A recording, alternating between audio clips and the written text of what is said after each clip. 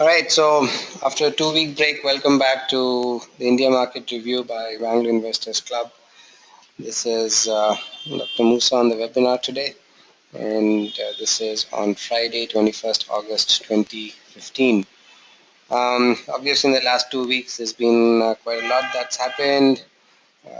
Not sure I'm going to remember everything, but one we had Finance Minister announcing a roadmap for PSU Bank recapitalization, and that was just a boom day for the PSU banks. Very, very unusually, PSU banks, I guess all of us already would know, quite a lot of them went up by 5, 10, 15% over 2 days. And they were the only green in the market almost, apart from, of course, a little bit of IT and pharma.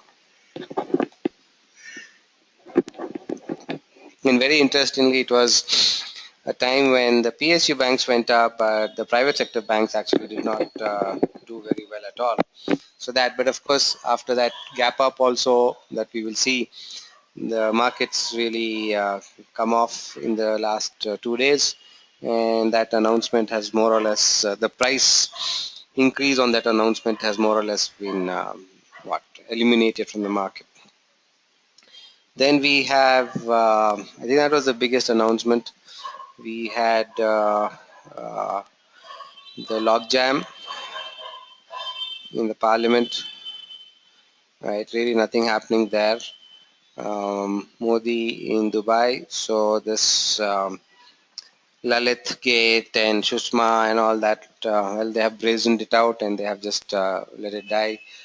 Um, some of the results in Rajasthan and Madhya Pradesh local body elections have been quite favorable for the BJP, so there's a lot of talk about whether it's a vindication, but again, that's really just local municipal results and nothing to do with the national or state elections for that matter.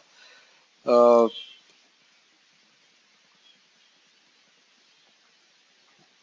all the results are almost out, right? And really mixed bag, really nothing much. And the most important thing about the results is that poor top line growth. And what that means is sales haven't really grown much, but decent EPS growth, right? And the reason why earnings have grown, even though sales have not grown, is because input costs of the various raw materials, commodities, crude oil, etc., have significantly gone down in the last 1 quarter, 2 quarters, and obviously the output prices have not been reduced, and that's why you're seeing this increase in margins that's affecting the markets. And this is really a 1 quarter, 2 quarter phenomenon. After that, if the sales really don't improve, we're going to have a really big issue at hand. It's really been raining here outside Fraser Town for the last almost 2 hours now. So the monsoons have been irregular is the best way to put at it. So there have been floods in some places and a little bit dry in some other places. And there are concerns on that. However, having said that, inflation has come down. And there was expectation that the RBI might cut rates, but that has clearly not happened. There's been the China fall, if I may call it, the Shanghai index, etc., just coming down in many percentage points almost on a daily basis, and all the support that the regulator is trying to do for the banks, sorry, for the stock market in China has really not been working. And then, of course, in that we have the yuan devaluation. There's one thing which is very interesting on the yuan devaluation, which is that somebody very insightfully pointed out that, what the Chinese have actually done is not that they have devalued the yuan, they have just allowed the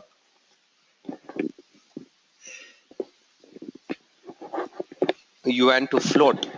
And rather than determine the price exchange rate officially, they are linking it more and more to the market. And it just so happens that they've been extremely smart about it in the fact that by linking it to the free market, the yuan has actually depreciated which makes Chinese exports cheaper.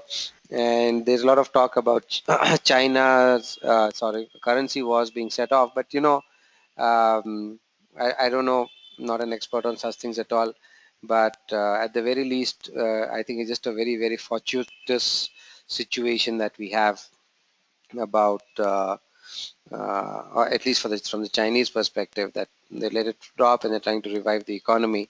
Again, these are things that in the long term don't work. The market just tends to find its place, and we'll just have to wait for that to see how the where that place is, both in terms of currency and both in terms of whether the Chinese economy recovers.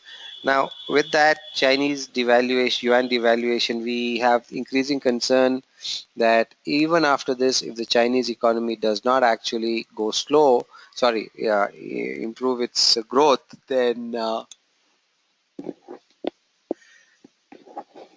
that's clearly going to affect more and more parts of the world. It's going to be more and more adverse for a lot more people, for a lot more countries, for a lot more economies, Australia, Canada, um, Europe, etc. And then there's the question of, will the Fed actually raise rates, right? So whether there's now more and more questions that it may not do that. There are more and more questions about the unemployment in the US and how that will might impact the Fed's views on to raise the rates or not. And there's really no clear answer on that now. Uh, there's nothing to do in terms of reducing the rates. It's only a question of raising the rates, and we'll just have to wait and watch on that, right? Okay, so this is as far as global. Of course, you have the US presidential elections, and well, still very early days as to, of course, how that will pan out. But in the next year, for sure, is going to be an issue for the whole world in terms of who might lead, who might not. Republicans and Democrats tend to have quite differing views on how to manage the economy, how to manage growth, etc., and their foreign policies and domestic policies also. So we'll have to wait and see how that pans out. So that's overall what there is. Overall, the market doesn't seem to have liked anything much in any of what has happened in the last 2 weeks. It's not been really been able to go up, and just was lackluster for about 2 weeks. But I think it made a decision yesterday in terms of exactly what direction it wants to go. So for this IMR, I'm just going to go back to our old format. I'm not going to use the DMR review today, just to put us back on track in terms of what the overall market sentiment and mood is. So let's start this time actually with global indices, right? And as you can see here, this is the Dow Jones index that you are looking at, and this is from let me just so this is from 2008 onwards. And if you look at the Dow Jones index, this was the 2008 peak there, and clearly the Dow Jones index almost in a single-handed fashion has kept going up. So from 14,000, it is now at 18,000, which is a big deal. And the thing, however, is I'm sure you can all make out that we have a pretty clear rounding top formation or resistance there at around 18,200 on the Dow Jones. This is a daily chart. This is a weekly chart, and you can see that on a weekly chart, this is really not looking healthy at all. Even if we have an uptick today in the US markets today, you might eat up a little bit of this last red candle that we are having, but it's really not going to do much. So this is a weekly chart, and well, I would say that the closest decent support that we have is perhaps in that zone of around 16,600, which means that we could fall another 3 to 400 points, which is about 2 to 3% on the Dow Jones, right?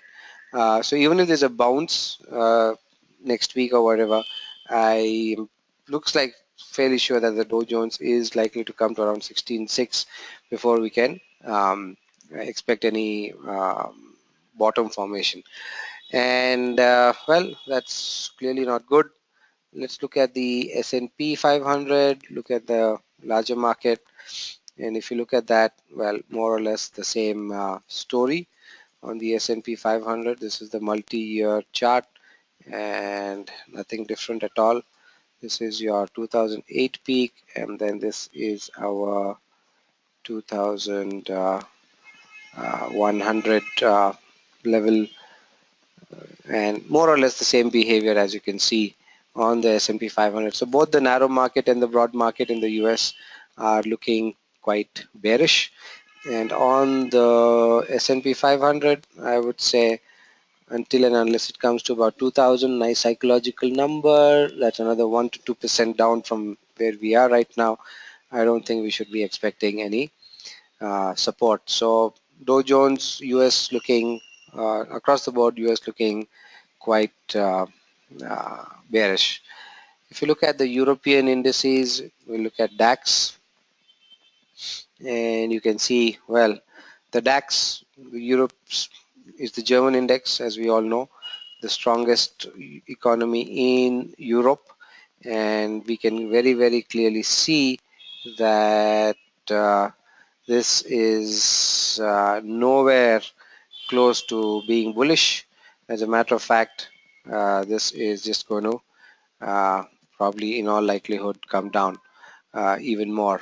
So uh, you can see again, this is weekly candles and a very strong 2 weeks of a bearish trend, and we can expect lower levels till 10,000. We are at 10,400, so another 4% down move on the uh, DAX is to be expected. Any move up on the DAX should definitely be used for shorting, and if 10,000 cannot hold in the DAX, then that is definitely going to be trouble for us, trouble for Europe, trouble for Germany, and we can expect another 8% fall after that, which is not a small amount by any measure in especially in Europe or US nowadays.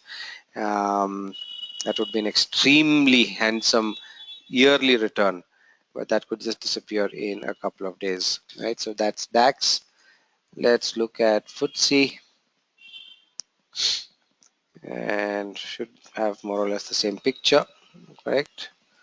And that's the full FTSE, and you can see we have all known that really the DAX is the only one which has gone up meaningfully, but after 2008, this is straight 7 years from then to this year, 7 or 8 years, and the FTSE really has not been able to create a new high.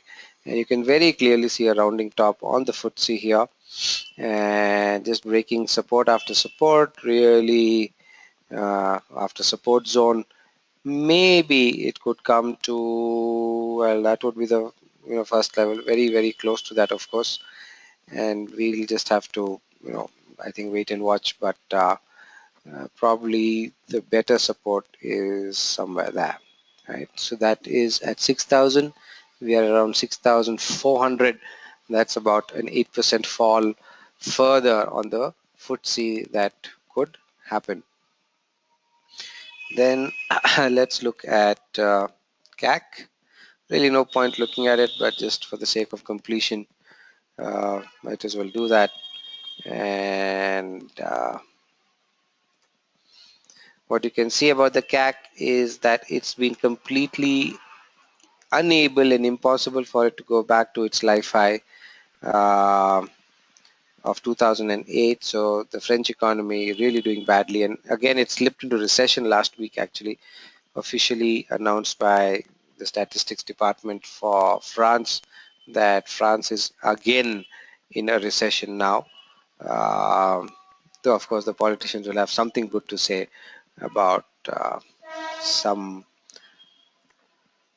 perhaps good news. But anyhow, again, this is a weekly chart of France, and you can see more or less ditto.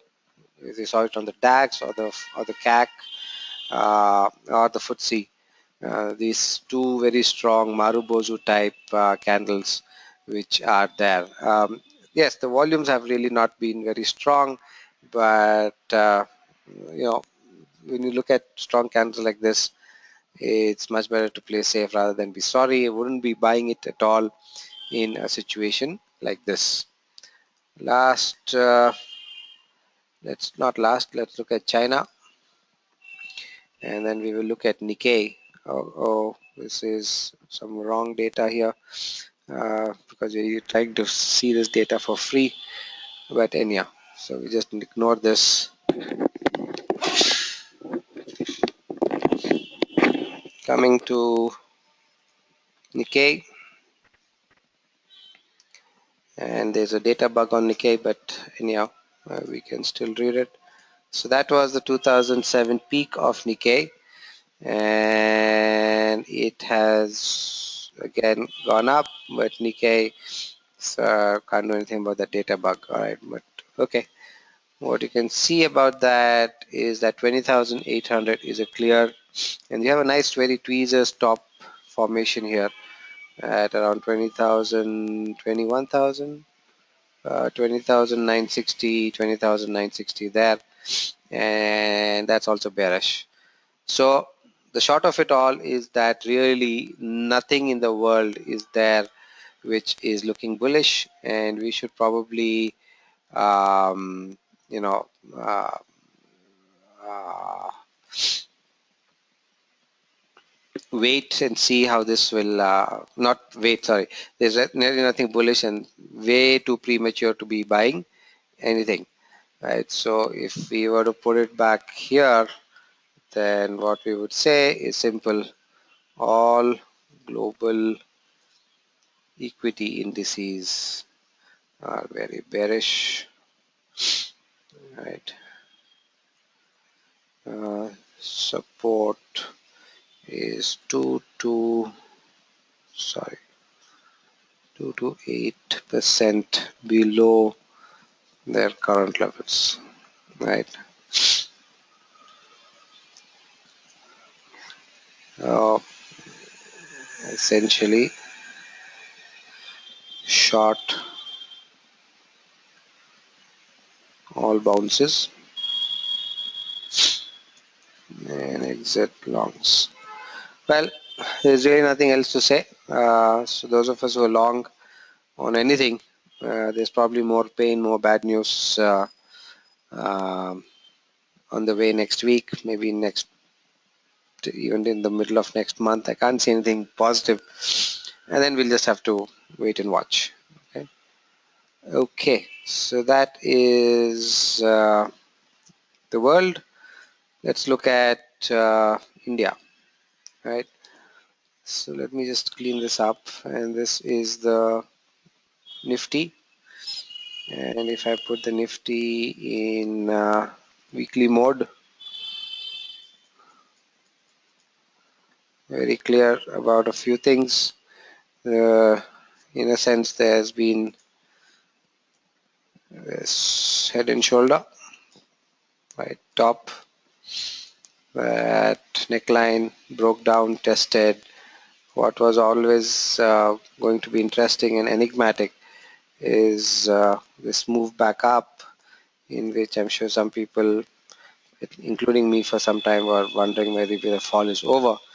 But clearly the fall is not over. A sort of double test of that neckline, and this week has clearly not been good. So key support is at 8,000, and 8,000 would be the level to watch. If 8,000 doesn't hold, then that's the time we will review, right? And if 8,000 doesn't hold, well, let's just put the next level, maybe around 7,500 on the Nifty. So very clearly Nifty looking weak and bearish. If you look at the daily chart, Okay, so that was our neckline. A complex head, right shoulder very clear, left shoulder, well, not so great, but a complex one. And well, what's interesting is you're probably getting another head and shoulder here. This is very interesting, right? Measuring implication for this would be from 8.9 to 8.4, 500 points. Broke down here, 8.5, 500 points is 8,000. That measuring implication was met. Actually, here, if you look at the low here, then 7,997. So almost, I guess not almost. This is as good as it gets in real life. This is textbook stuff. So come down, hit 8,000. It's gone back to 8.5. A tweezer stop. If let me zoom in. Right, so I hope you can see the tweezer stop there in this point and this point, and then just collapsed back to 8,000. Tried to rally up again, but this head and shoulder top with a neckline. Left shoulder, maybe double left shoulder, head, and right shoulder. Now, some of us might see this a little differently. Let's make it very simple to show you a different pattern that could be seen there, which is of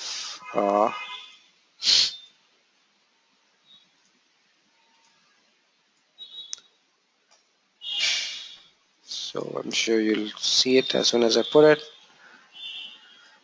That is a descending triangle which is on the uh, Nifty, and whichever way you look at head and shoulder top or you look at the descending triangle, if you look at the measuring implications, it's from 8,625 to there about 8,345, 300 points. It actually broke down only today. So it broke down from the level of about 8,370. You take out 300 points, you're looking at 8,070, right? So 8,070, 8,000, somewhere there is perhaps some next support.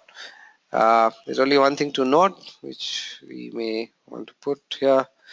So let's put Nifty multiple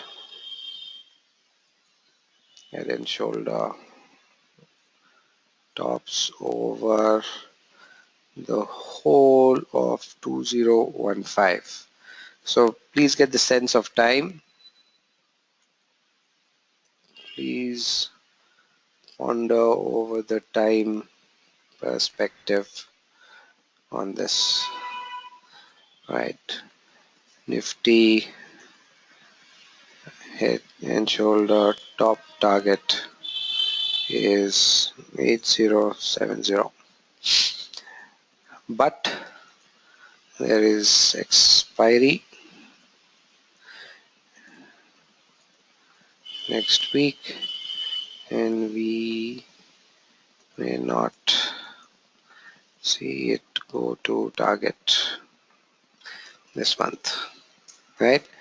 But 8070 I think is more or less on the way. I would say 8,000 somewhere there, and that will take us to a 2-year support level. If that breaks, then 7,500 is the next support. Not to spook anyone, but if this doesn't hold, then we can be perhaps be looking at 7,000, 6,800 on the Nifty.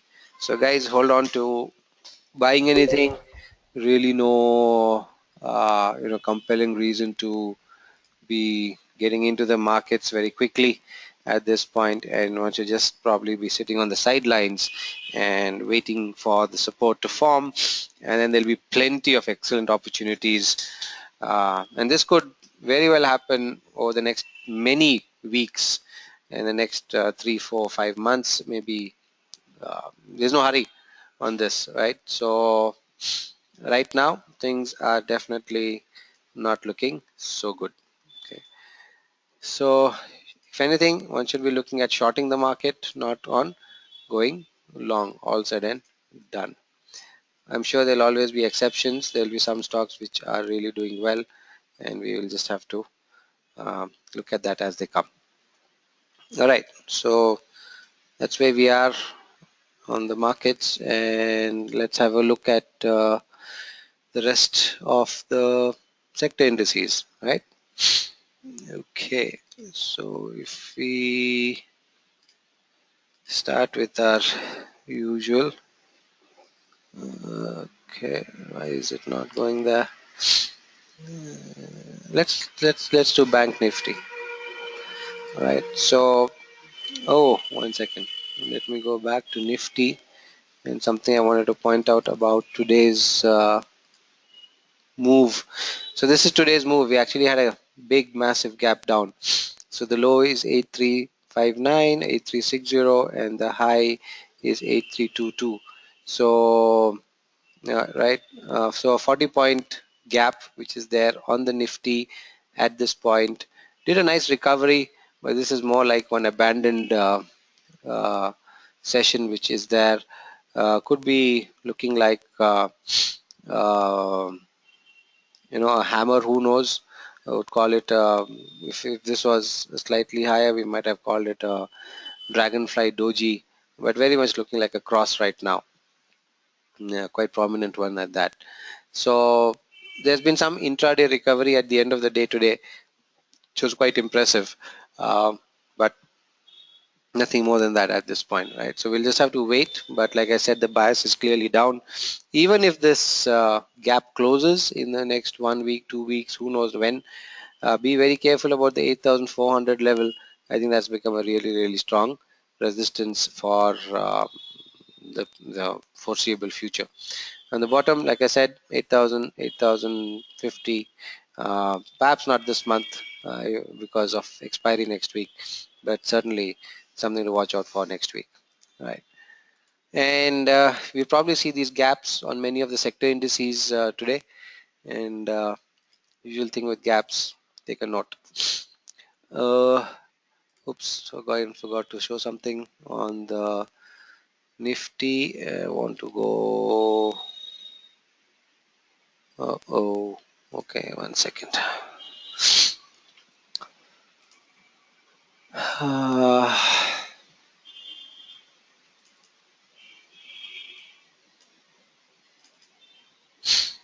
so this is a little more complicated chart, and as you can see, this is the 200-day moving average, which is there, right? And this 200-day moving average has been broken by the Nifty today, and that is something definitely significant and something to remember.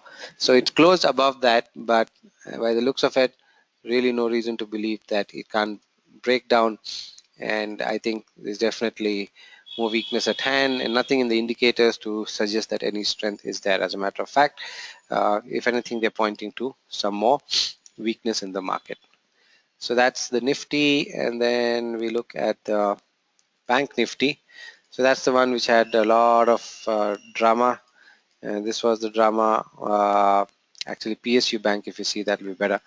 And that's also a gap down in the Bank Nifty, just sitting at the 200-day moving average, but most probably heading down to 17,000. 600, 17,550, could bounce back to about 18,300, but after that I would expect it to go down further, and this yellow support line at 17.5 I think would be the first one to watch for, and if that breaks, then we are possibly looking at 16,300 on the banks. The banks have quite a lot of stress. There is all the non-performing loans from mining, from steel, from infrastructure, and until and unless some miracle happens or there's some intervention by the government or RBI, this could get ugly because the growth is really not happening in the way that would get these loans out of the default status. All right, so these are some things to keep in mind. Because talking about banks, there's also, I forgot to mention, the payment banks that have come up. Really not a non-issue, I think. Uh, We'll discuss them sometime later. But some 10 or 11 new banks where we could do business and uh, just shake up the competition a bit. Talking about banks, there is something I want to mention. Let me just, before I forget, both Bandhan and IDFC Bank are starting operations in the next few weeks. Right. So it'll be interesting to see. I think Bandhan is starting operations in the next 1 or 2 weeks, and IDFC Bank is starting on the 1st of October, I think. And somebody in the Wealth Lab mentioned that they had seen a Bandhan Bank branch in Kormangla, Bangalore. So, well, it's already rolling out. All right, so that's something. And yeah. Uh, so let's go back to the indices. Bank Nifty. That's where it is, right? Okay. Uh, Next,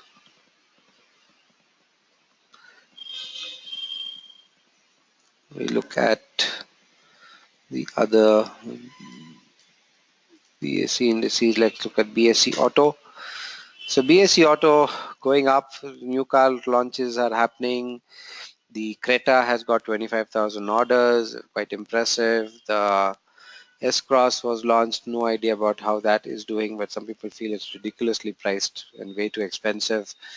But the auto industry is actually now complaining that there's not much growth that's happening in spite of the stock market actually taking auto stocks to great new lifetime highs after even the 2008 levels. If you look at it, the 2008 levels were here.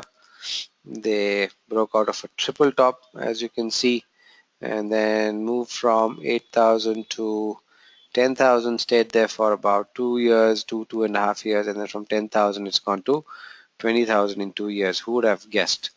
Uh, Looks like autos might get stuck here for some time. I think fundamentally they are on the expensive side, and really nothing. Fundamentally, there may not be much headroom. At least that's my reading. We'll substantiate that with data in one of the upcoming IMR next few weeks. So we've gone there, and then clearly we've gone to 19,000, 20,000, but at this point really not looking good at all, and looks like if 18,700 breaks, then 17,800 could happen.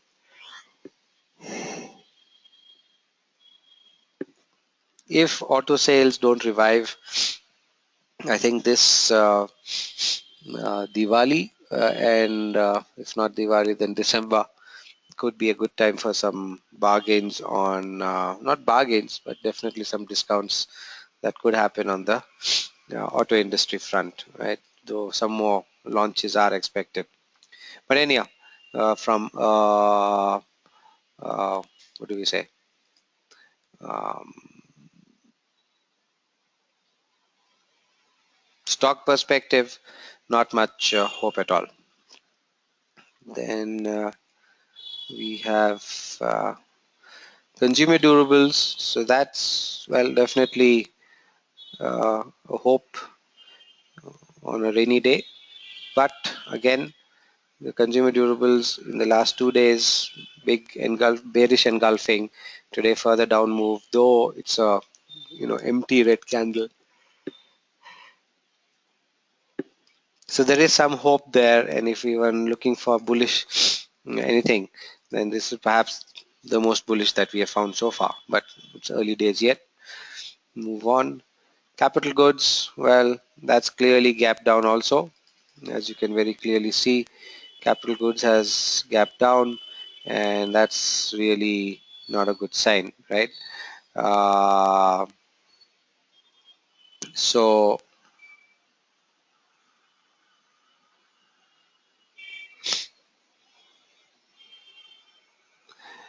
really not the sort of recovery that you saw in Nifty.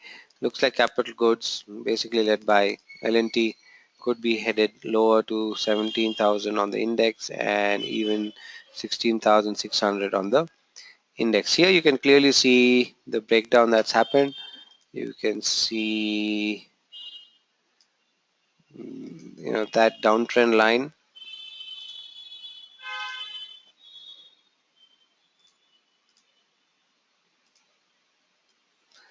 has gotten steeper, and as some of you would have already noticed, there was maybe a tweezer's bottom, but this is as good as support gets in real life, which was decisively broken today with a gap down. So that low of around what 17,600 in about 4 weeks, finally the breakdown. Very unlikely that this is going to now bounce back up.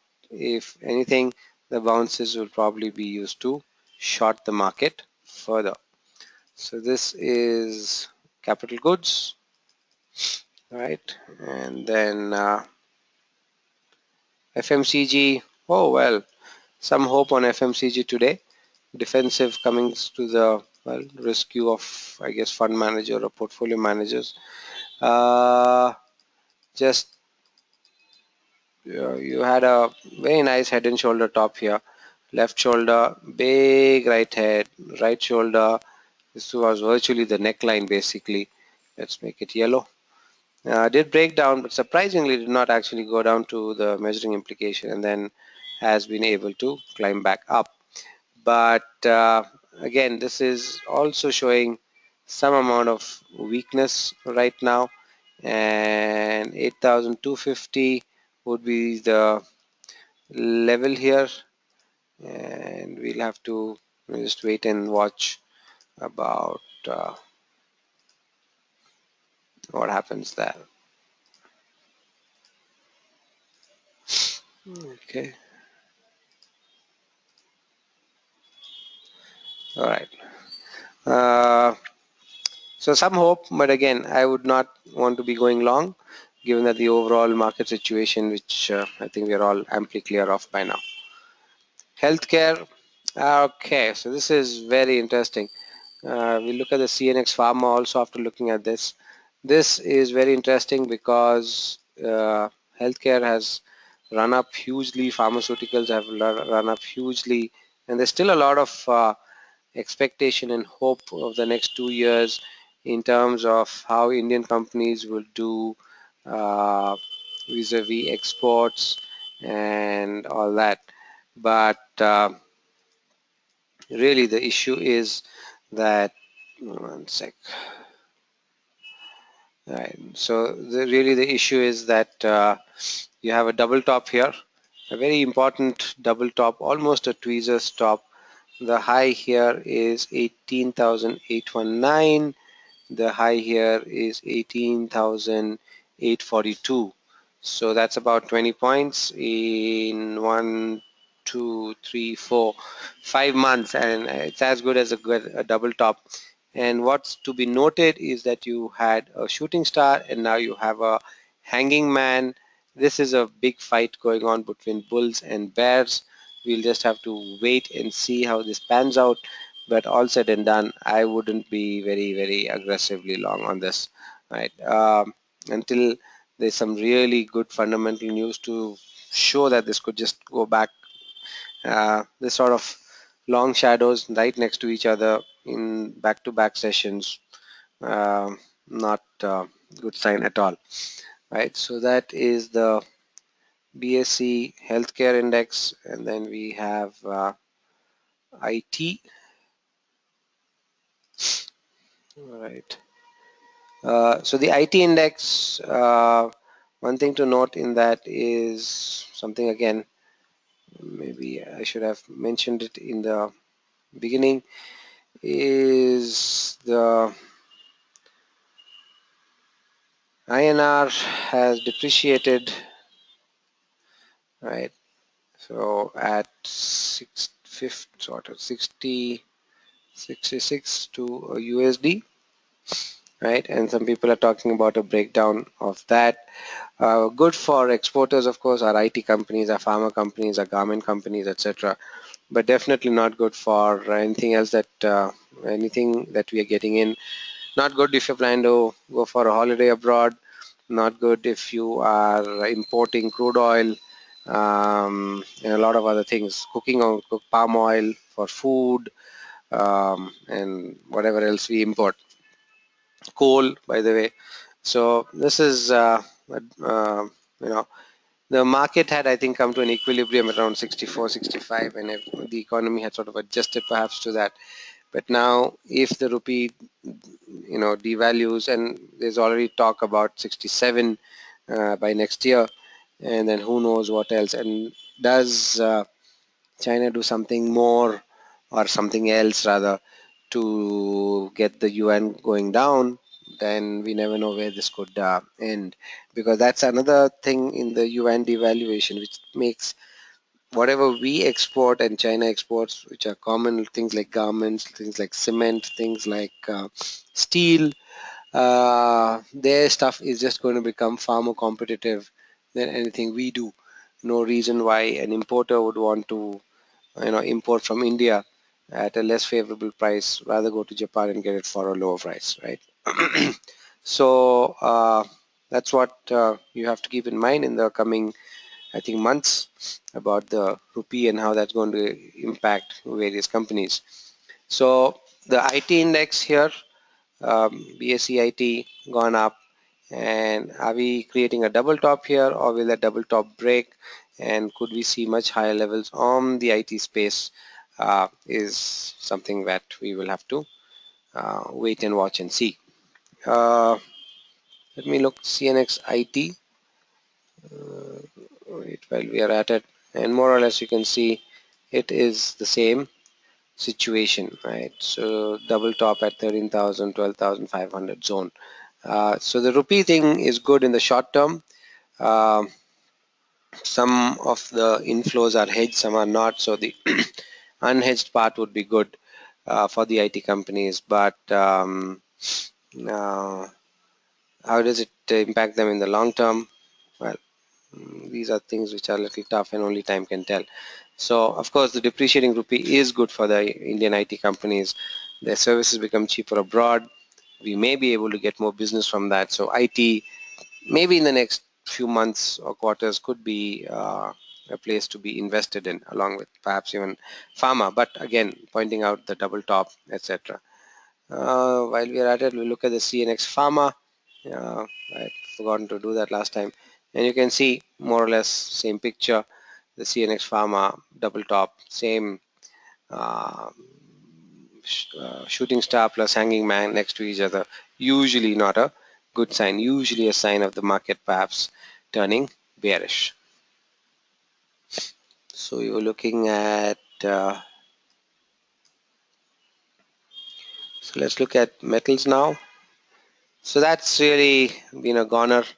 Uh, there was, to point out, strong, you know, till I think this week or last week, um, bullish divergence which was there. I kept mentioning it as a matter of fact, and you can see that here, but that has really not panned out in the favor of the price, and in terms of the price going up, the price has actually gone down, right? So the divergence at this point really not accounting for much, and the CNX, sorry, the BSE metal index today, there's been some sort of a hammer pattern there, but well, if you look at the chart, it says 6,400 is the next level. We are still at 7,400, so 1,000 points below. Just a few inputs from the Wealth Lab, for example, NMDC, no hope for it to recover for the next 2 years. And then if you look at SAIL, Steel Authority of India, there's some reports that came out last week talking about SAIL target at 33, SAIL is still at 55, 56. So these are big companies, right? And If they are that state, and if there's a derating of the metal space in the next few weeks or months, then certainly we could be looking at lower levels, right? So interesting to note that from 20,000, from 2008 to even now, is sitting on more than a 50% fall, whichever way you look at it, right? So that's metals. So that's bearish. What have we missed? We see reality. There's reality in CNX also. Um, so this is, well, maybe coming to its life lows of 1,200. Today has not been a good day either for reality, and you have a level there to watch out for, and no reason that it's going to hold. And if the markets actually weaken, there's at least some impact on the reality market also. You may not actually see much money flowing in to reality. There's no way. We'll just have to wait for lower levels in so real estate also. If I were in the market to buy real estate, I'd probably be waiting. I don't see all of us. I think there's widespread reporting on the media about the 4-year overhang in supply of housing units in India. No sign of it disappearing or going away fast. And with the markets like this, who knows? Okay, so that is BSC Realty. And I think that's all we have in the BSC side, major ones. Let's look at the small cap, right? So there was a ray of hope in that a few weeks back, but that's also clearly been dashed. So small caps are clearly down, and we should look at the BSC mid cap index actually. Where is that? Yeah. So that was the mid cap, Nifty Junior included. I think we'll have a look. Was actually making new life highs, and as this did also, and you can very clearly see that there's a nice double top and old life support being tested. Broke down today. There's still a gap, and I would expect that this would go down further till about 10,600, 10,400, and we'll have to see. All right, so this is the BSE mid cap index. Let's see Nifty Junior while we're at it, and you can see the same thing that I was in the Nifty Junior. Tweezers stop at what? High 21,599, high 21,618, and that's it. We are headed down. So no place to hide. There was a report about 2 weeks back about how the mid cap space was expensive in terms of fundamentals, and it was, I think, 30-40% more expensive than its long-term fundamental average. So that's what the mid cap space was doing. If you remember the IMR 3-4, no more than that, maybe 5-6 weeks back, we kept saying that the Nifty also was on the expensive side, right? And it just takes that sort of time for things to pan out, right? Okay, so really no hope on any front. Let's see if we have, yeah, let's look at CNX Energy, and you can see that the last 2 days, multi-year support from 2011 onwards, so about a 5-year support of 8,240 has effectively been broken, and a big gap today, though there is a hammer. So quite a few indices are showing hammers. Whether this will result in a bottom being put in place or not, we don't know, and a lot of the sector indices are also showing this gap. So the closure of the gap could give trading opportunities in the next few sessions, or maybe even the next 1 or 2 weeks, but whether that is going to point to a reversal of the market, that I think is way too early to say. All right, so that is trying to see if there's, yeah, CNX Realty, right, nothing much. Oh yeah, PSU banks. These are separate on their own. CNX has, so this was the 2 days gaps, and what an impressive move and what a reversal. So just on the Monday, Tuesday, or Tuesday, Wednesday, you had this big crash from 3,600 to 10% down on PSU banks. FM comes out and says something, and bingo, and you've got them going up 10-15%. And well, this hasn't moved. This gap is the one that got closed yesterday, today. And at this point, well, there's really nothing to say except wait and watch. Will they hold 32, 3,300? I would think it's unlikely. 3,000 could very well be on the cards, right? Okay, so that is the PSU bank space, and then we have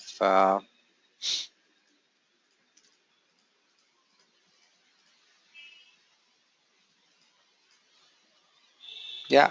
So one thing on the PSU banks is that with this recapitalization, etc., fundamentally these banks have become much stronger, or will become much stronger is the correct way, and they could, and this is premature, be getting over the next many months re-rated up, and if that happens, there could be quite a lot of what do I say, um, upside to the PSU bank space. And even if the PSU banks were to rise by even 50% from here, they would close only about 40% of the valuation gap between private sector and public sector banks. So there's a potential for a huge headroom for re-rating, but well, I think the market right now is in no mood to consider all those issues, and it's just going to take it one step at a time. Uh, so uh, Uh, that's just something to keep in mind in the long term in terms of how the PSU banks could probably perform in the next, I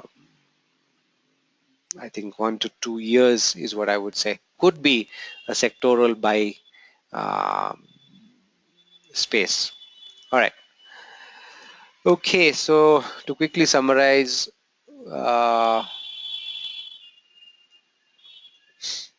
many, almost all sector indices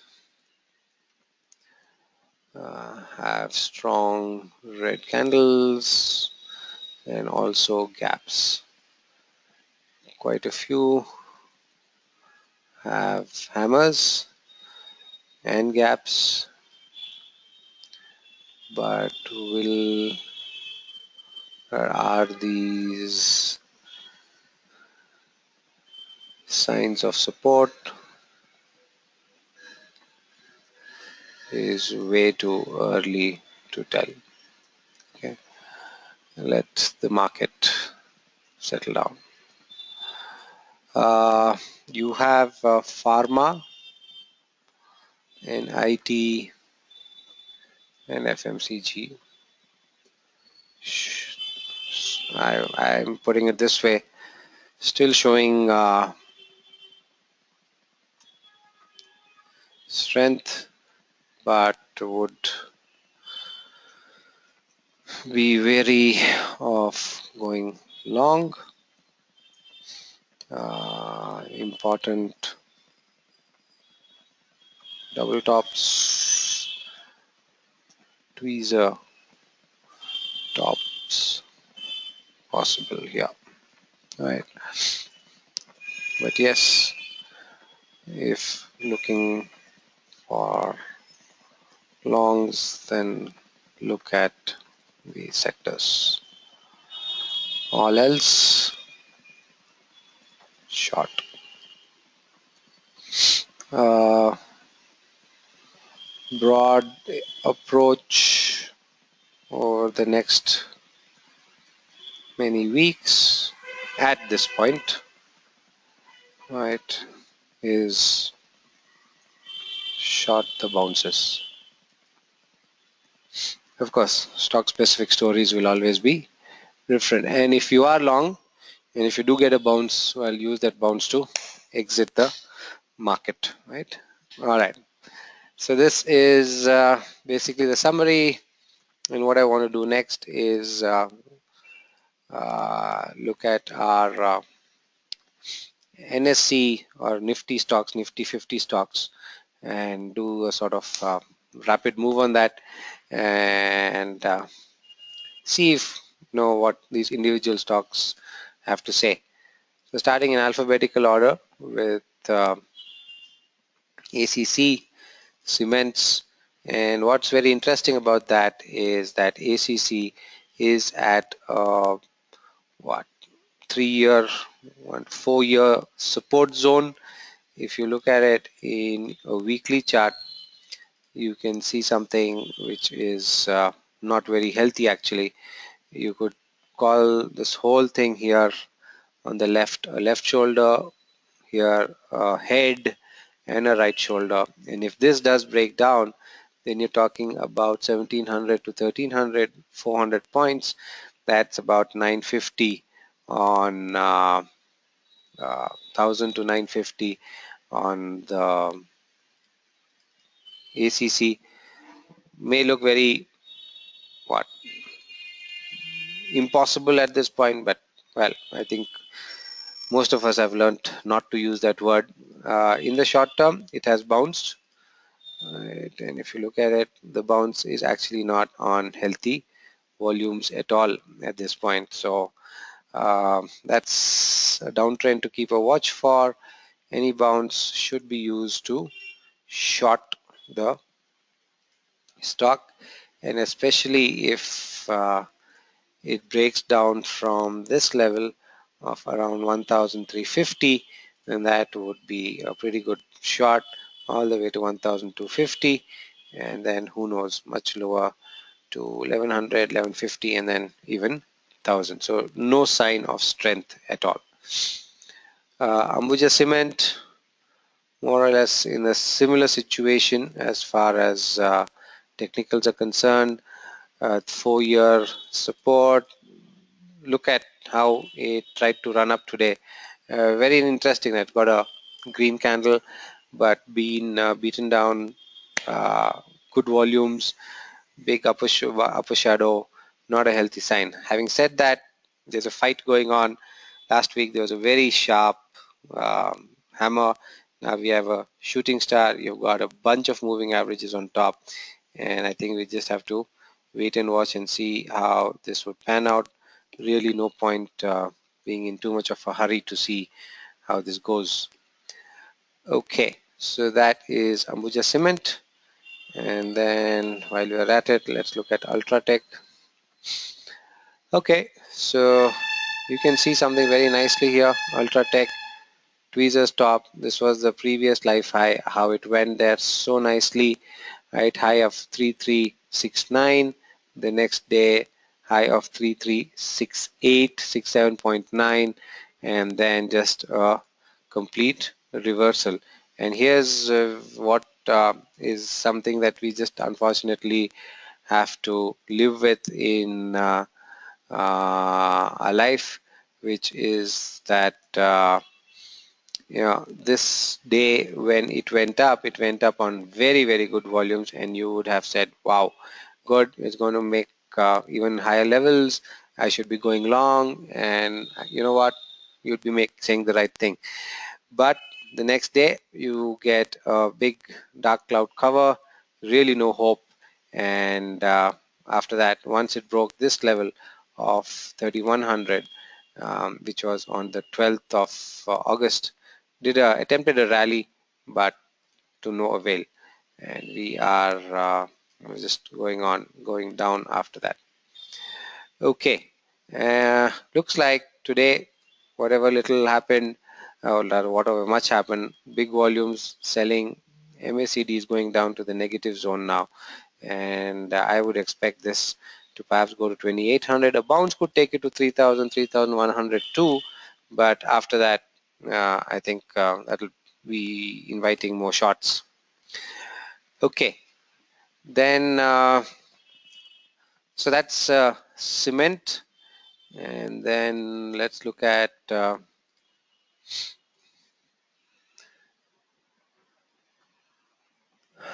Asian Paints, well, we are seeing more and more double tops, tweezer tops. That's definitely not a healthy sign. Asian Paints is here, and if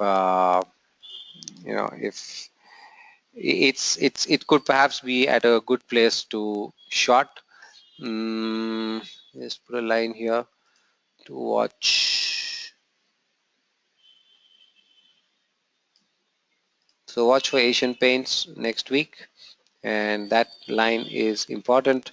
If it breaks down from here, then Asian Paints easily going to 840 and then to 810. So 810 to 840, and that would probably be a um, good probability shot, right? That's the word I was looking for. This has really not collapsed yet. We'll just have to wait and see how that works out. You can see the volumes have over, on this up move really tapered off and sort of set itself up for uh, the up move not being sustainable. So, well, that's it. So that is where Asian Paints is at this point. So a good shot which has not yet fallen. Watch out for that. Would put a stop loss at around 880, 887. First target 840, next 820, and then 800, and then we'll review after that. Axis Bank, well, was going in a sense really not your typical double top, but if you can get the point, a top here, a top there, and another top here, and now that has also broken the trend line, has just been coming off in the last few weeks. How much some markets can change in 2 weeks, right? It's really amazing.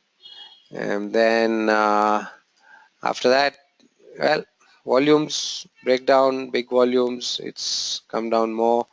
Broke the 200-day moving average 530, made an attempt. We've got another hammer here, so a lot of stocks I would expect, if the index of course has hammer, then you would expect that in many of the constituent stocks. But it could go to 840, 845, sorry, 540, 545, at which place might want to short. I would look at 505 as the first target, and if that sustains, then would look at 460 next, right? So that is Axis Bank. Bharti Airtel, so you can see this whole rounding business. So again, long lower shadow, not a great, not the, actually it's a good enough hammer. So one thing you can very clearly see in Bharti Airtel over the last 1, 2, 3 sessions especially, and also middle of last week, is there's a sense of buying it at lower levels, and it has come to this long-term support trend line. For what it's worth, this of course is now useless. We'll remove that. Will it take support here? Well, obviously too early to tell, but Bharti up the ante with that 4G launch across India. I'm sure all of us have been watching those. I like the ad on TV about 4G, and then Reliance has come out with an announcement, I think yesterday or today, about launching the 4G handsets at anything between 2,500 to 10,000 or even 25,000, being sold through Reliance Connect in September. So the beta launch in December, September is this, and we'll just have to see how that pans out. But 355, a lot of resistance. It broke the 200-day moving average last week. You can see clearly the way it's just fallen down is quite red, for the lack of a better word. 415, 420, all the way to 375. 355, 350 could be support. So you'll have to just wait and watch. Bounces are to be shorted here. BHEL, so double top again, was not able to break out that 290 level. Just came back down. This was the results day. We were there in the wealth lab and saw this massive move down and a very handsome recovery. Next day did something again, but really not able to move back through the halfway mark of this candle in a decisive fashion. And once the rest of the market sort of gave up, this has just gone down. And today again, gap 200-day moving average was a good support yesterday and last week, but today it has now become a resistance. You could perhaps expect lower levels all the way to 230 to 35 on PHEL. Remember, came out with very poor results. Can't expect those results to really improve overnight or soon. BPCL, so there has been a report today about a downgrading of BPCL, and somebody, I don't know who that was, but a report talking about a 30% correction on BPCL from now and saying that lower crude oil prices are no longer or actually not such a big deal for these oil marketing companies. Well, who knows? Perhaps that's true. Not fundamental experts here, unfortunately. But here's the thing about BPCL, HPCL, and all. The fact that the rupees depreciating is definitely not good for them. Of course, with the free control of fuel prices, it's a different thing that they can always make money. But these are, I think, becoming issues to keep in your mind. And also, we can clearly see that now we have a lower top, lower bottom. So we have a downtrend, most definitely, right? So we have lower tops, lower bottoms in place now. Uh, and if 860, that would be the level, 860, 855 to watch out for. If that breaks, then we are most probably heading down to 800 on BPCL and a good shot at that time. Or even if BPCL goes up and say goes up to around 900, that would also be a good place to short, right? Okay, so 900 and a stop loss at around 910. First target 870. Once 855 breaks, then all the way to 800 and 790. Let's look at okay. Mm,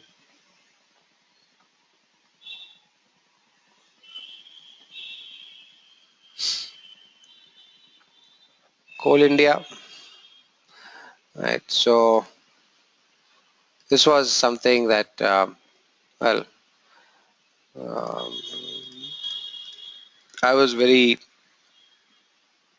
I mean, not very bullish, but I was quite I was bullish, not very bullish, in terms of I was expecting 500 on the stock, etc. But well, this is how fickle the markets can be. It just has turned around and just literally sort of fallen off a cliff, and from 440 to 360, 1, 2, 3, and on rising volumes. Right. Only now the volumes are settling down, but it's going to take some time before I think. Um, one can say it has found support.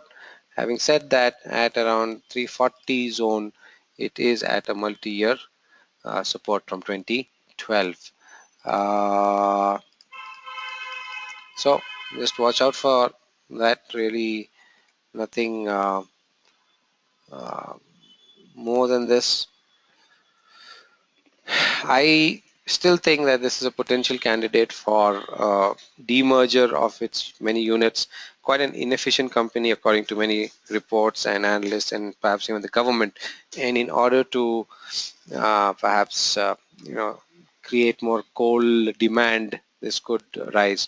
But there's a very interesting report that 5 years from now, India could actually become coal surplus. So something that was discussing in our wealth lab. And if that is true, and this is a combination of extraction, a combination of non-renewable energy, a combination of imports, all that. This whole idea that we need coal for the next 20, 30, 40 years, that's an idea which is now being very strongly challenged, I think. And if we are coal surplus by 2020, and we all know time flies fast, then well, it would not sure what the future of Coal India's stock price would be at such time. But let's well wait and watch. We'll see. As of now, Coal India clearly on its way down.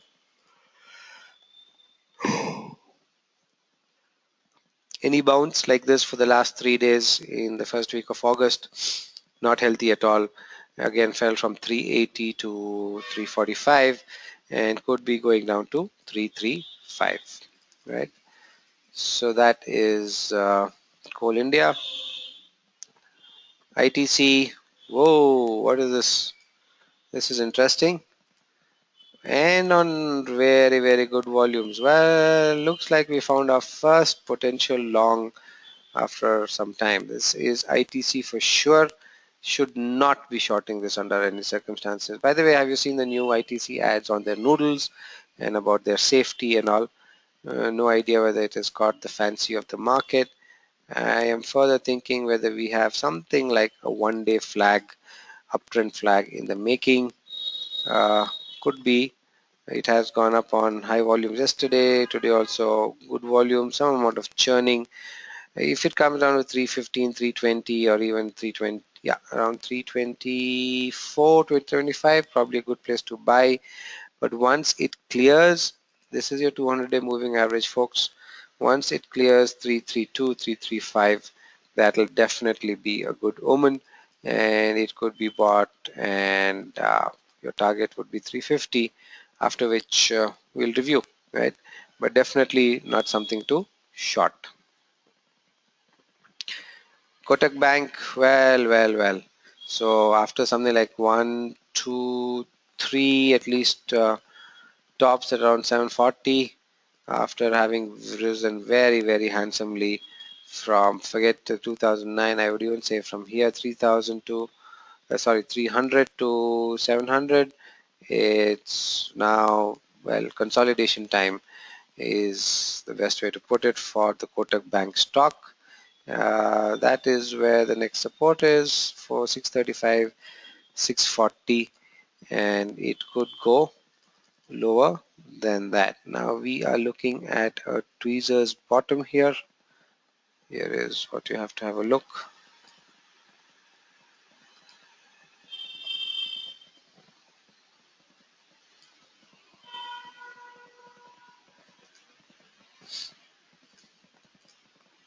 Right, so that is where the tweezer's bottom is at 680, and well, I would expect this to break, and you should put a stop loss at 680. Alright, let's see, these are things to be made a note of. ITC, good long, Kotak,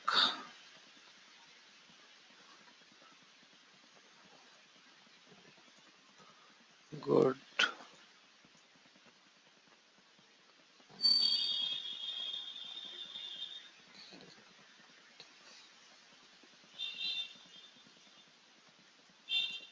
Alright, Kotak Bank goes back to 700. That'll also be a good place to short, right?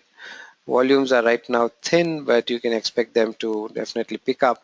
Do expect that at certain lower levels, there'll be some buying that will come in for people who believe that this has much higher potential, and it perhaps does. But I think, given the current mood of the market, wouldn't want to bet on that at all. So look for this shorting opportunity next week. It should pay off quite handsomely. Okay. All right. So looking like a descending triangle also. And if you look at, oh, there's a gap here which got filled. 730 to 680, 50 bucks. Huh, 50 bucks makes it 630. How nice. That is where the support is. There is a 200-day moving average here, however. Right. Okay, I think we found some good ones, good opportunities. LNT, well, oh, why is the volume like this? Right. Okay, so LNT has come down on good volumes today, right? So stock, one of the few to make a new life high after so many years, 2008, and now it's making a life high last year and now. But these gaps are not looking good at all. You also have a downtrend in place. Right, you have a downtrend in place, we have a gap down, and yep. I would look at the first target on LNT at 1700.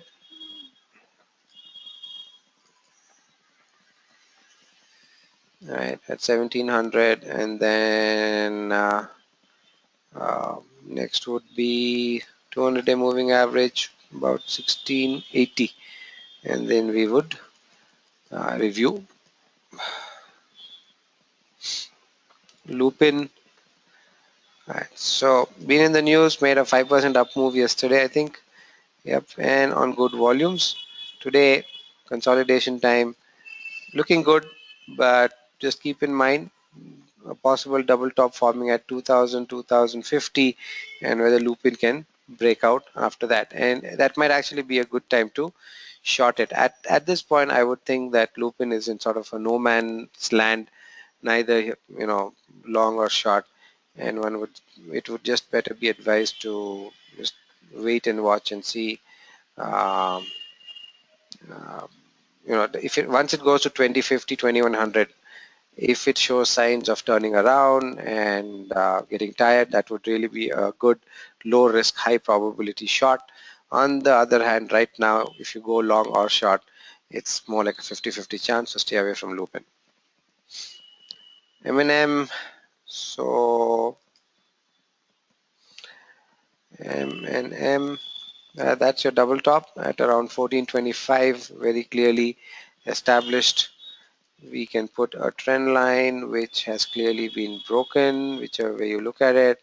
The only thing is that big hammer formation today, is that a sign of support? Please wait for confirmation, and then only I think we should be looking at any further what do I say, um, discussions on whether to go long or short on this stock. So at this point, M&M, I think we just wait and watch. All right. So yeah. So just let's do that, and I think we will see. Okay. Just give me 5 seconds.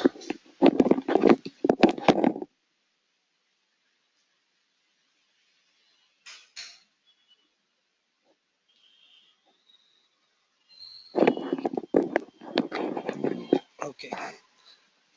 I was running on UPS. Luckily, power is back. Okay. So, uh, cool. So big hammer, like I said, watch out. Is hammer took support at 200-day moving averages. You're going to probably see a lot of this excellent learning in the next um, um, 1 second. All right. Okay. So this is that. I think any buying should be only above this high of 1330, and if it goes below 1290, should definitely be shorting it to a level of 1250. So this is not really something which is um, something you should do in a hurry. Just watch. Could be just very iffy about this. Um, a place where you could go long at 1250, or it could be a place to short. So I think again one more stock in the no man's land. Wait for confirmation one way or the other. Whoa, what is this? You don't look at charts for some time and this is what happens. Well, Maruti, my God, it has just taken off, hasn't it? It's gone to 4,700, and on this I must say I have to uh, say that I've completely been wrong on this for some time. I had mentioned earlier that 4,000 is possibly a resistance. It just did not happen, and it just has kept going up and up and up relentlessly. From 4,000 to 4,700 is of course not a small move. It's a 20% move, and well, still I would say showing strength. Um and again, I could be wrong. Is this heading to, so for the first time in what, 1, 2, 3, 4, 5, 6 weeks, we now have a doji there in the weekly candle. You have a shooting star sort of move that has turned around, and today that's really mild, and the volumes actually not really great on the way up. I can't say one should short this stock definitively, but I think given the mood of the, I would definitely not be looking at fresh longs given the overall mood of the market. And so sticking my neck out really, I think at the risk of being wrong again, to say that this could be a short with a nice stop loss around 4720, first target 4450, and then after that 4250. Actually, remember one thing, a lot of the targets we're talking about in this IMR are probably not going to happen in the coming week because of expiry. If anything, it's only next month onwards that you should be having a time view of, right? Okay, you also had a channel here.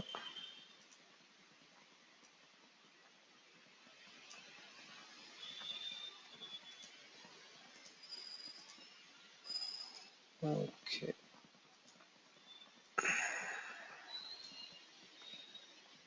all right, so you have a channel here, and that is an uptrend channel, and watch for what happens as it breaks down. So this would be somewhere here, should be support, and then somewhere there. I'm just putting these lines for future reference. Okay, okay.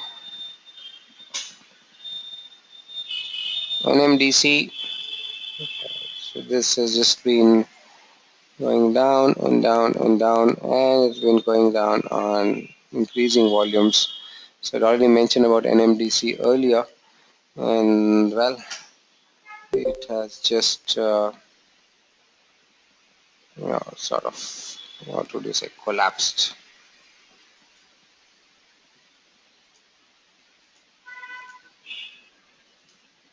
right?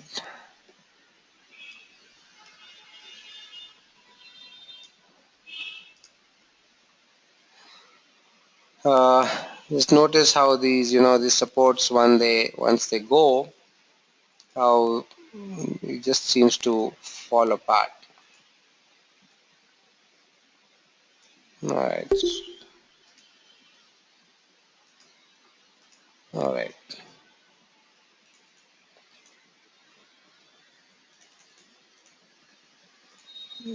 So that is NMDC. You can see that this volume was really bad. Interesting study actually. How it was bad till the breakdown happened here on 27th of July, and after that the volume picked up, and then after that there's really been no looking back, from 110 to 110%, and now it is at 90. That was, well, in retrospect, a really good shot, and I think a shot that we really badly missed in the wealth lab, because we kept talking about NMDC. We looked at the reports and we knew what was coming ahead, and somehow just missed the turn, right? But yep, just lessons to learn, think about, and not make mistakes again.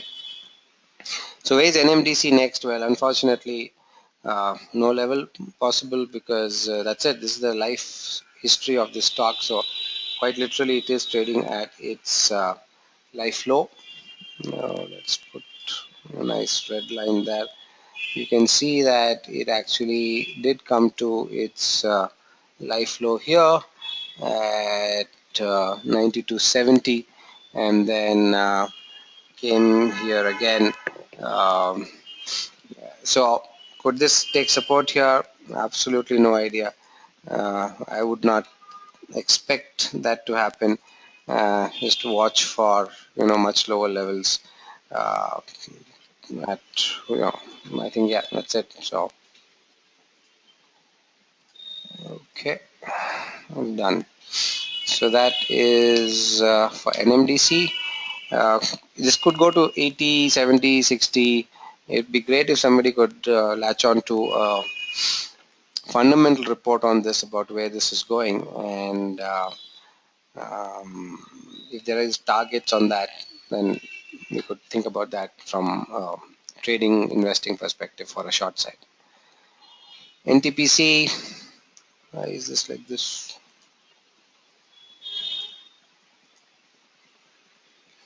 Okay, where is my red line gone? Green line gone?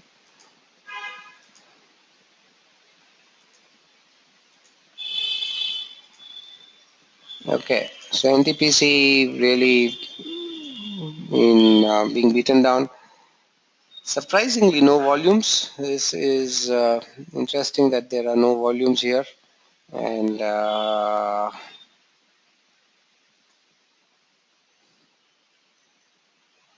let's see the chart. All right. So today's volumes have increased. Today's volumes are, and this is important. So NTPC has broken down from this level. That was a tweezers bottom earlier. Please note how it's so difficult to track so many levels, and if we just could somehow, it would be so great to find these trades live. So you see that there was this 127 tweezers bottom earlier, 127 for 1 week did nothing, and then finally yesterday, today, 127 has collapsed, and we are at 121. And today there's been an increase in volume very clearly. You could expect lower levels on NTPC, perhaps. Let's see.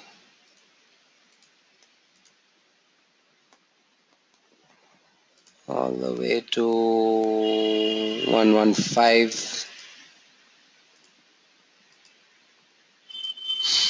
on NTPC. That'll definitely be a short worth happening. You're talking about almost 8, 9, maybe even $10 down if it does go back to 125 with a stop loss of around 126, 127. Right, or even at 127, it would probably be a good place to short. I'm just going to make that yellow for future reference. Actually, not that thick. All right. Now, ONGC. So, ONGC, Oil India, crude oil prices falling. That's not really good for them. I think fifth week in a row where crude oil prices have come down uh, over time. Okay.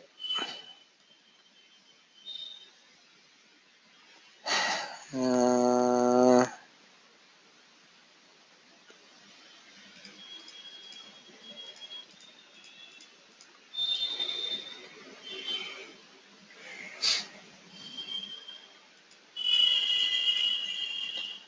okay, looks ONGC 450 stock is now at 260.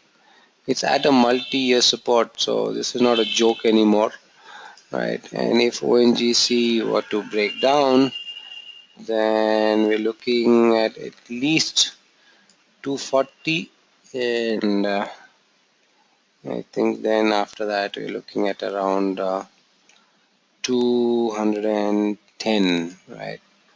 Yeah, right. That's what we are looking at on ONGC, right? So Another short, NTPC, ONGC. Let me just put this up.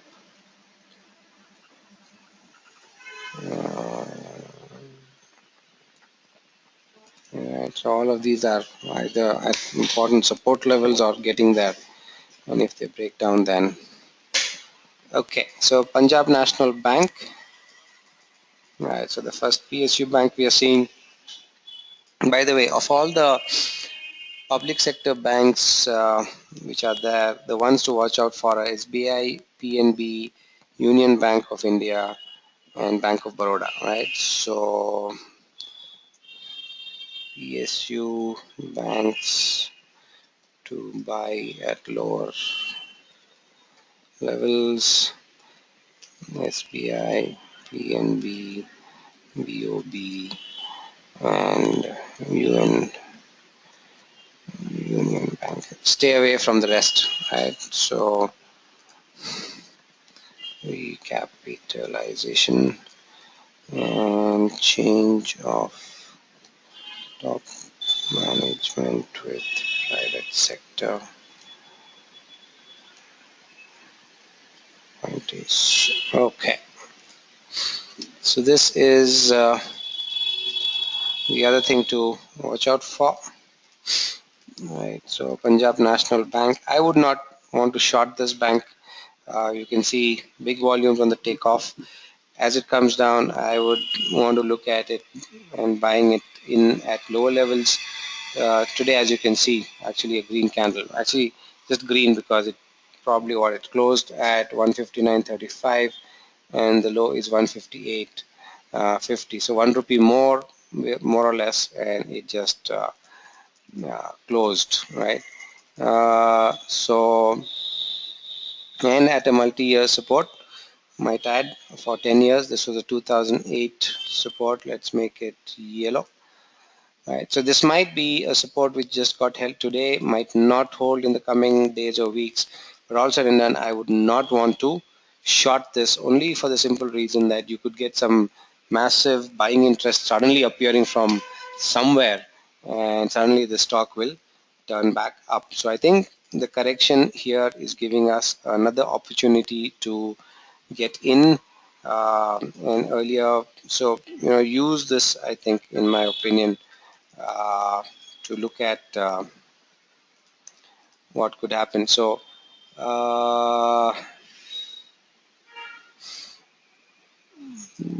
what could be a potential investment buy, not so much from a trading perspective, from investment, from at least I would say 2 year time frame, right? Okay, so that, and while since we're looking at that, I just want to finish off those other ones in the Nifty. So let's do SBI.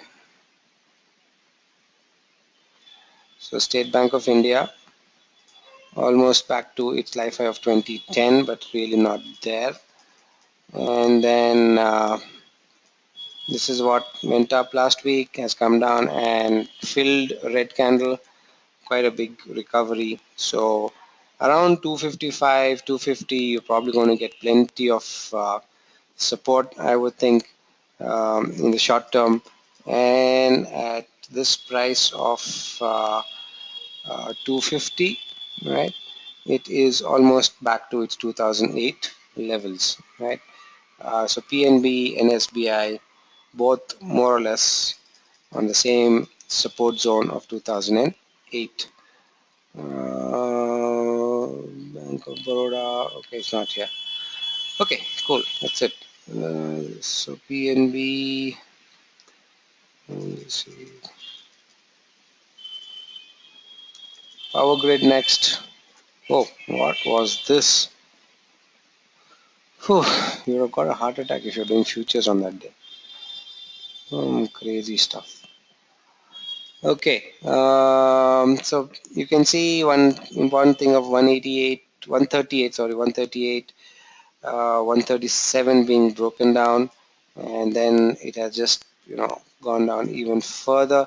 Some strength was there. There was not strength, I would say some hope was there that this would hold, but clearly that's not the case. And I would think that the next level is somewhere there. 131. So that would be the level 2. Watch out for 131. Let's see. So we are at 135, and if we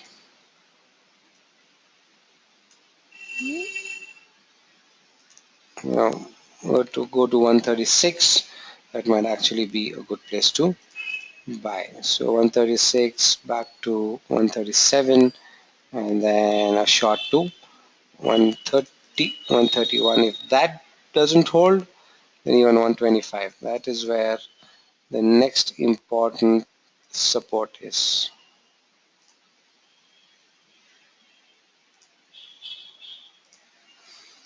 All right. Okay. Okay. Reliance. So Reliance today volumes have picked up. Earlier there was some hope that this fall may not last because of low volumes, but the volumes have picked up today, and that is unfortunately not a good sign.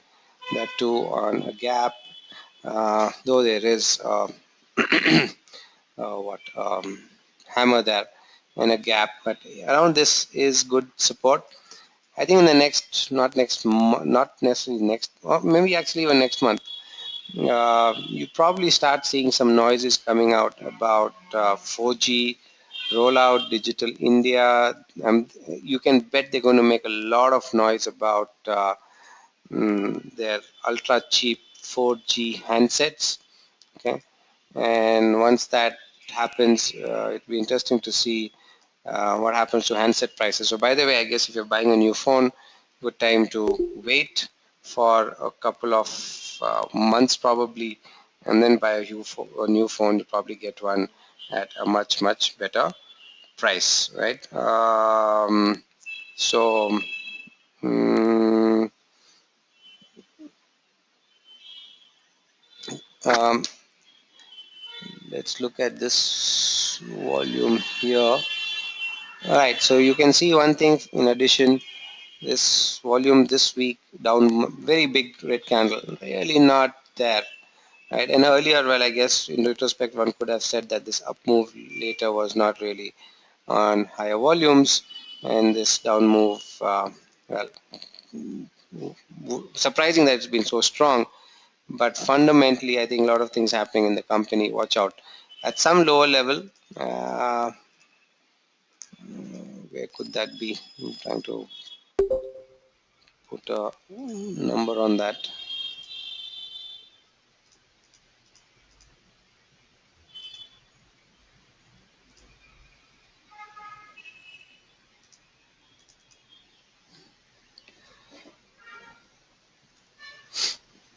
Yeah, what happened? Oh,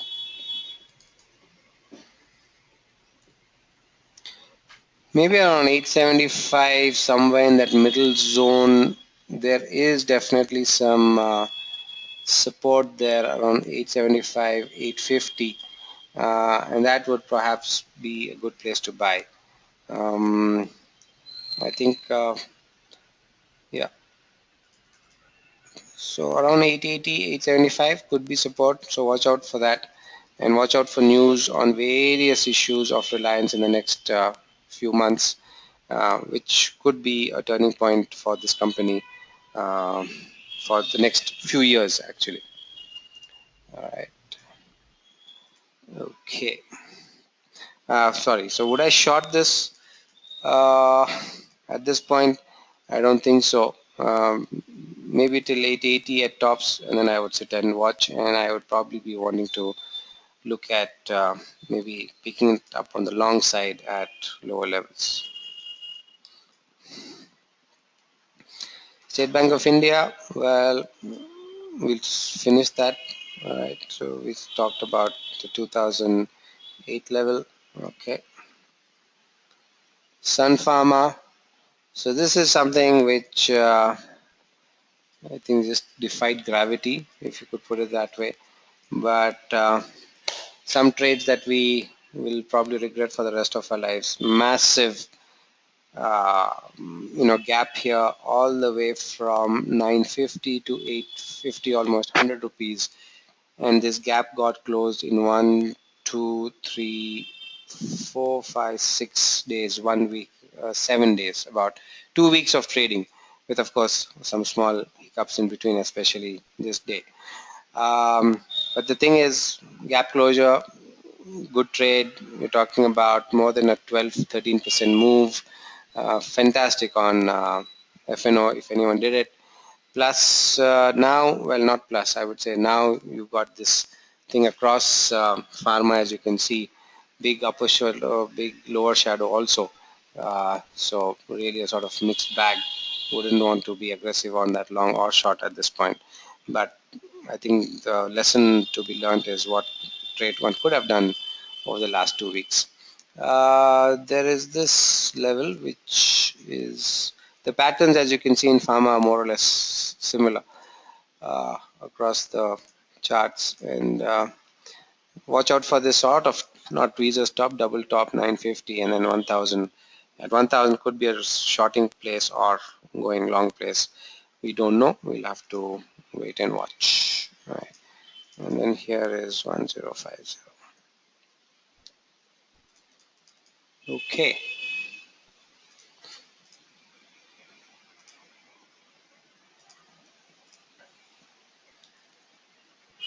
Tata Motors, whoa, mama mia. Just don't know what to say.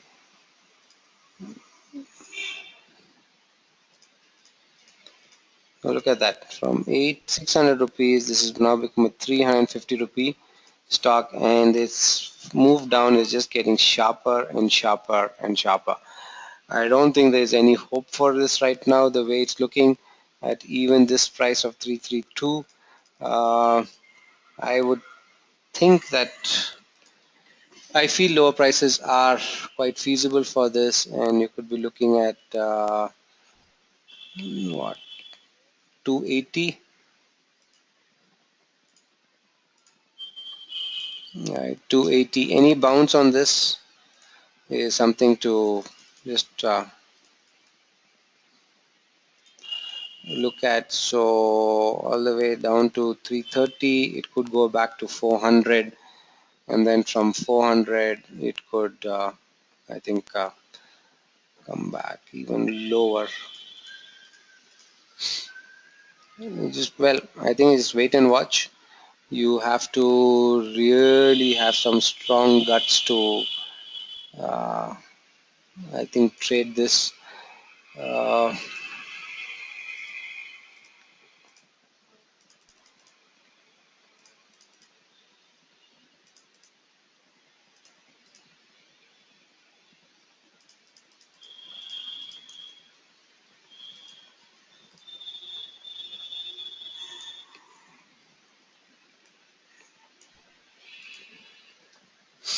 okay, downside momentum, it is still strong. Please don't consider buying any Tata Motors stock right now. It's fallen quite a lot, so some sort of a bounce is possible. But that's a bounce that should not trick you into believing that it's going to recover. I think there could be more trouble ahead. On a bounce, you could actually think about going further short on it. 360, 370, if it does bounce to, could be good places of shorting. The risk right now is that if you do short here, and if it doesn't go down much, then what could happen, right? So anyhow, that's Tata Motors for you. Oh, this is interesting. The DVR is showing some amount of strength. It's not a Nifty stock, but still a very different picture from the Tata Motors thing. There's some support here, 1 year support at this level, but if this goes short of this breaks, then I think the DVR just will fall to 210 quite nicely. And this is an FNO listed DVR.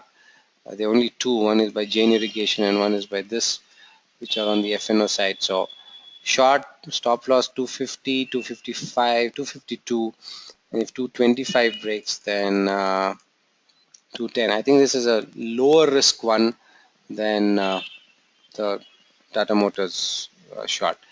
On the other hand, be interesting to see if it does take support here. At this point, given the mood of the market, etc., not expecting that to happen. Tata Power. Okay, this is looking interesting. Is Tata Power actually bottoming out? Right. So again, way too early to say, but it is back to its 2008 levels. Remember that. And if it further falls, then 60, it is at 68. That means 10-12% move down. That is further possible. Actually, some things on the power side have become easier. Coal prices have come down, and right. So that's something that uh, is in favor of Tata Power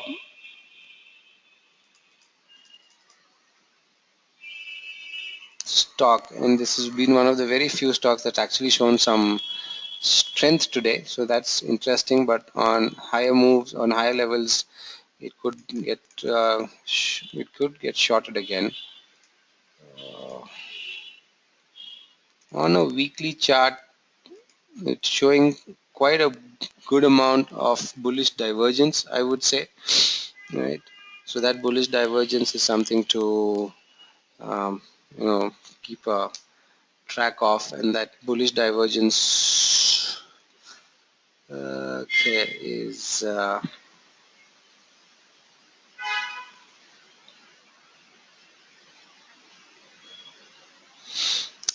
too early to buy into it given the overall mood of the market. But on the other hand, I think fundamentally this could be a good place. Not sure. You can notice that in May last year, big volume move from 80 to 100, and then after that, relatively speaking, remember this weekly charts come down on substantially lower volumes than that May June time. So I'm just wondering whether, so I would say stay away from shorting this. On 2 days when the markets have been really bad, this has shown actually some strength, and so let's just change this.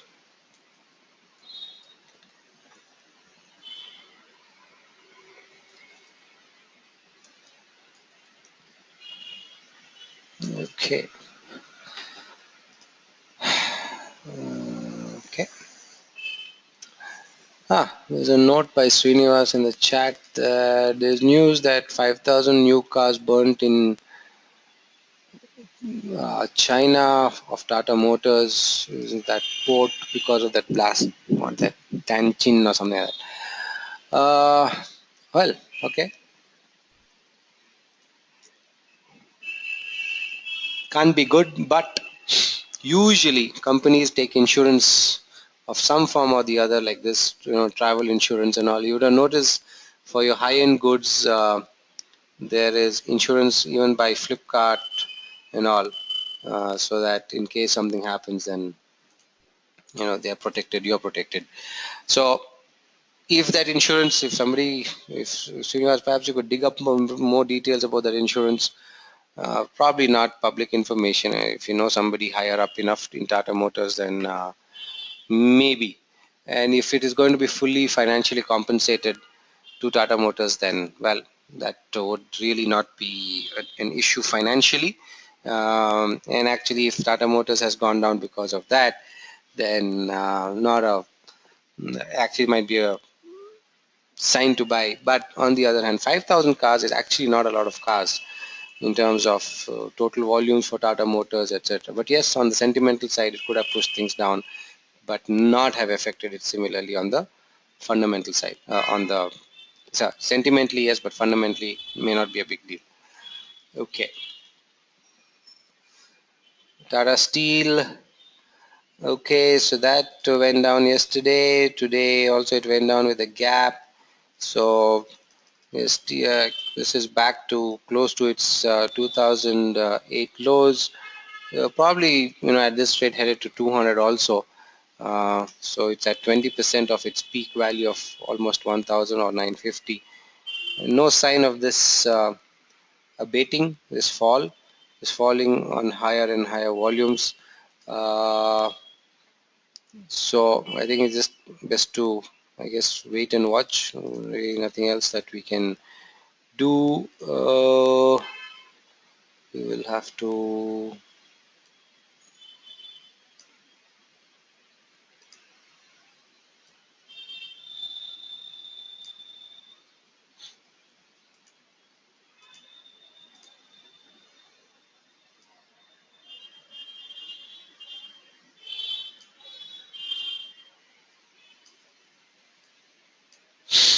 watch out for that level around 250, 255 in case it does go back up. But well, in here, if it breaks 230, then yep, 200 is a possible target. So watch out for this. Lower top, lower bottom. This was your bounce. This was your bounce. And at some point, maybe after a little lower, maybe 220, 215, you get another bounce. But if it does that, then that's the place to potentially consider shorting a bounce, right? So right now we have a gap here. Really nothing that to be done or said about it. Just wait and watch. TCS. So TCS, well, almost a triple top, guys. 2800 here. There's a top there, top there, top there, and what does it do after this is really the question. From a long-term perspective, TCS seems to be consolidating in a rectangle, okay, between 2,400 and 2,800 since September of last year. Volumes haven't gone down the way the books would describe it, or we would be happy with, but yeah, that's the consolidation zone between 2,400 and 2,700, I would say. And if it does break out, we're talking about a 300 rupee move to, well, 3,000 bucks, I guess, would be the next target. Also, that's the height of the rectangle. Would probably just want to look at this on the long side only, especially with falling rupee.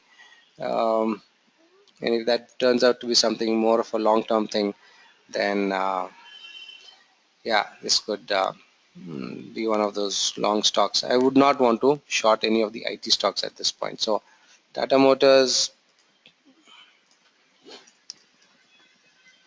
sorry, TCS, query 3000 target. Tech Mahindra, that's really been going up. After big fall here, recovered that completely. There's a gap here which is not filled, but the volumes are a little not so happy. You will have to wait for this 580 to break. There's also the 200-day moving average sitting right there, and once that breaks, I think then 580 to 630. Remember the Sun Pharma gap that closed? Well, we're talking about more or less something similar to that. Uh, in that could get closed, and that would be a good trading opportunity. So again, not looking at shorting any of these stocks, and if they do come down, then could perhaps be good opportunities to go long on. So somewhere around 540, 535, good time to go long on Tech Mahindra with a stop loss probably at around 528. And once it breaks 580, then definitely long with a stop loss of 563 for a target of 630, 635. Ultratech done. So Vedanta, well, that's just in the dumps. And whoa, wow. So it's coming to 96. Looks like it's coming to 96. It's already at 100. Well, not much, 4 rupees. That's 4% though. But definitely, I think on Vedanta, any bounce is what you want to short. Again, see how once the support broke here, it just, you know, gave up. And very quickly went down. And actually, if you notice, there was a sort of thin consolidation going on here.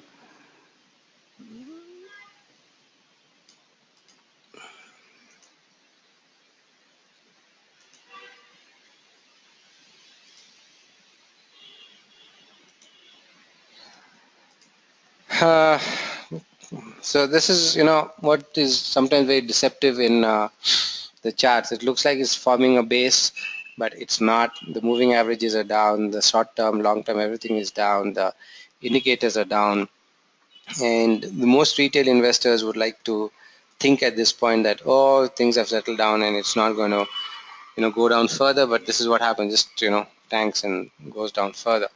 So yeah, watch out. Any bounce back to, say, even now it's below 100. So around 102, 103, maybe up to 105, I think would be good resistance. And then shorting down back to 96. Was it 96? Sorry, how come that line is not there? Sorry, not 96. What I was wondering, 72.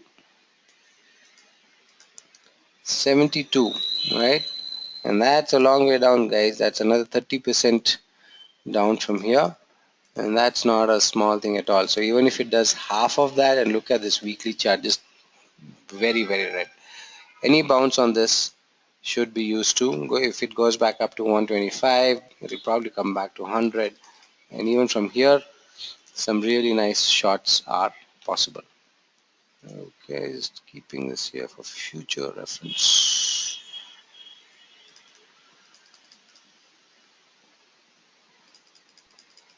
Okay, Wipro. So Wipro, I think these were some bad results or something sometime back, around the same time as Tech Mahindra, if I'm not wrong. So very different chart from the other IT companies. Uh, it doesn't seem to actually show much strength, neither is it showing any weakness, and I would just stay away from it for now. Either let it break above 595, 600, or break below 545, and then I think we will review this. Yes, Bank. Whoa, what happened? So, could Kotak Bank go this way? Is the question. Kotak Bank, remember, has been consolidating, and then just broke down.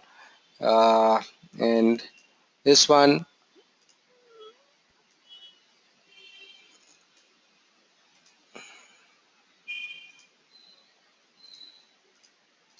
alright, so 200-day moving average came to 790, 800, and from 800 it's suddenly gone to 710. So this is something that should just be an example of what is possible. So look at Kotak Bank on that side.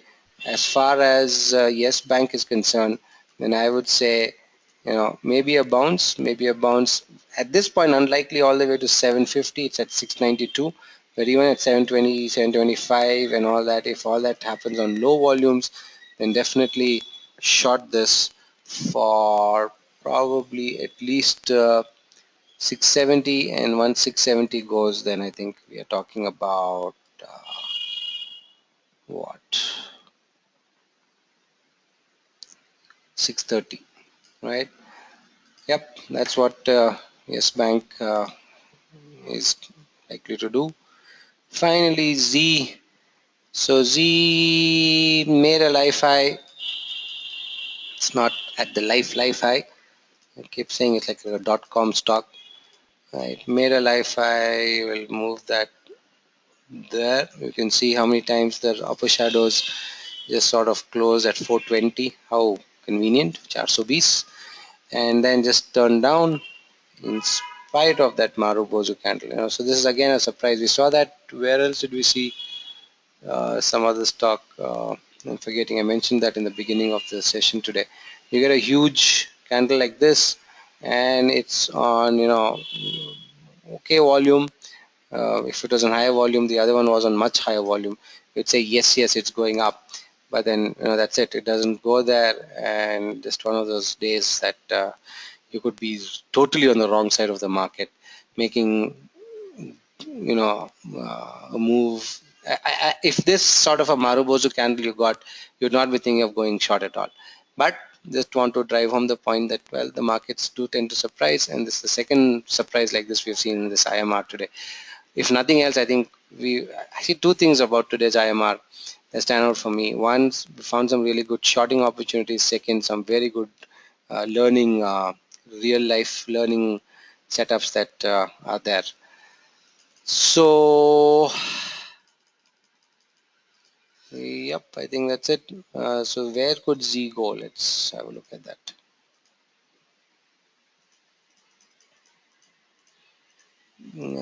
Z could go to, I think, 350. Right? It could go to 350. So a short up to 394, 395, 400. A move up could be used for shorting. Right? Right. So up to 400 could be used for shorting. Good stop loss around 410. Next target 465 in that zone, then 350, sorry, 365, then 350. This is the 200-day moving average, and once that breaks, then 325, 320. Right? Yep, that's it. So that's on. I think we've covered all the Nifty stocks. Yes, we have. So I'm going to close the session for now. So I will send out these notes right away after the session, and hopefully the recording should be up by tomorrow noon, and the links shall be sent. Right, so thank you for participating. Have a great weekend ahead, and then we shall meet again for the IMR next week. Right, if any questions or closing things at the end, well, you can. I have a couple of stocks in mind, just two. Sorry, Bobby, don't want to take any stocks. It's really late, and we have a 6:30 FNO class tomorrow. Right? Oh, okay, okay, Okay. sure. Maybe Monday we'll catch up on that. Okay, Okay. I should Bye. get once I get my laptop fixed, I'll be back. All right. Fine. Cool. Done. Thanks. Okay, bye. Okay. All right. So, like I said, I'll send out the notes. Have a great weekend, and let's uh, you know,